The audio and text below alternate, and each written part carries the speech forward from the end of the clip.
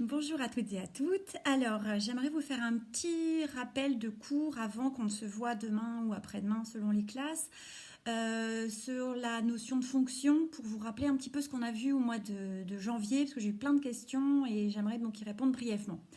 Alors, rappelez-vous, notion de fonction. Alors, j'ai fait un petit tableau. On va essayer de voir si on peut le voir ici. Alors, une fonction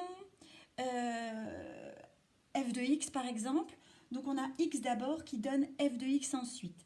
Le x représente l'antécédent de la fonction, tandis que f de x représente l'image. Si on a un graphique, les antécédents se lisent en abscisse, c'est-à-dire sur l'axe horizontal, tandis que les images se lisent sur l'ordonnée, c'est-à-dire sur l'axe vertical. Si on a un tableau de valeurs, les antécédents se lisent en première ligne, tandis que les images se lisent en deuxième ligne. Tout ça, on l'a vu au mois de janvier. Donc là, je vous fais juste un petit rappel.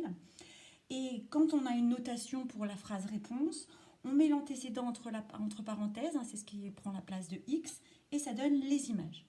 Si dans un exercice, on vous demande de calculer une image, ça consiste à faire quoi? À remplacer x dans l'expression par la valeur qu'on vous donne, et on fait un petit calcul pour avoir l'image. En revanche, si on vous demande de déterminer un antécédent, ça revient à résoudre une petite équation. Pourquoi? Parce qu'on connaît le résultat final et on cherche à trouver le x. D'accord? Ça, c'est censé vous rappeler quelque chose. Pour la nouvelle notion, c'est des fonctions linéaires. En réalité, la fonction linéaire, c'est la fonction la plus simple que l'on peut imaginer, puisqu'elle est de la forme uniquement a fois x.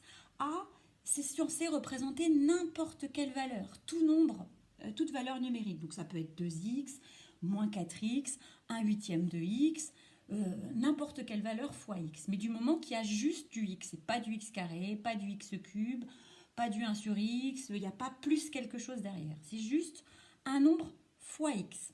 Ok? Donc dans ces cas-là, cette fonction linéaire, elle est directement liée à ce qu'on appelle de la proportionnalité.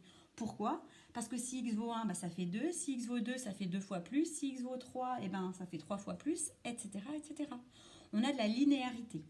Et donc de la proportionnalité, ce qui revient à faire un graphique qui est une droite qui passe par l'origine.